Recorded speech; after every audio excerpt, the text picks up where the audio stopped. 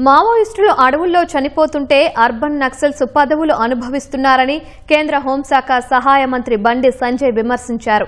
అమాయకులను రెచ్చగొట్టి అడవుల్లోకి పంపుతూ వాళ్లు ఏసీ రూముల్లో గడుపుతున్నారని ధ్వజమెత్తారు. కరీంనగర్ జిల్లా హుజూరాబాద్ లో జరిగిన బీజేపీ పోలింగ్ బూత్ అధ్యక్షుల సమావేశానికి హాజరైన బండి సంజయ్ మావోయిస్టులు లొంగిపోవాలని పిలుపునిచ్చారు. ప్రభుత్వ ప్రజా వ్యతిరేక విధానాలను ప్రశ్నించాల్సిన ప్రజా సంఘాల నేతలు నామినేటెడ్ పదవులు తీసుకుంటున్నారని మండిపడ్డారు. కేంద్ర హోంమంత్రి అమిత్ షా చెప్పిన మాట నుంచి వెనక్కి తగ్గరన్న సంజయ్ మావోయిస్టులకు సహకరించిన వారిపైన చర్యలు తప్పవని హెచ్చరించారు.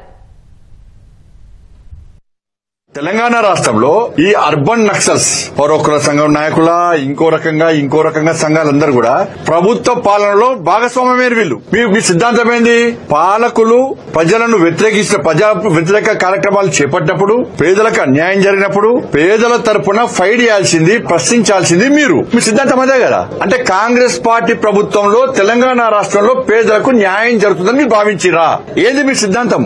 ఇవన్నీ హామీలు ఇచ్చి మోసం చేసిన కాంగ్రెస్ పార్టీ మీ భాగస్వామ్యం అయితే మీ స్వార్థ రాజకీయాలంతా బయటపడుతుంది. అందుకేనన్నా నేను అర్బన్ నక్సల్ స్వార్థపరులు, ఏసీ రూమ్ లో పరిమితమయ్యారు, వాళ్ళ అధికారాన్ని చెలాయిస్తున్నారు. కానీ జంగల్లో ఉన్నటువంటి పాపం మావోయిస్టులు అమాయక ప్రజలను, మైనర్ పిల్లలకు చేతులకు తుపాకులు ఇచ్చి వాళ్ళ ప్రాణాలు బలిగొనే స్థాయికి వచ్చే మీదేం సిద్ధాంతం?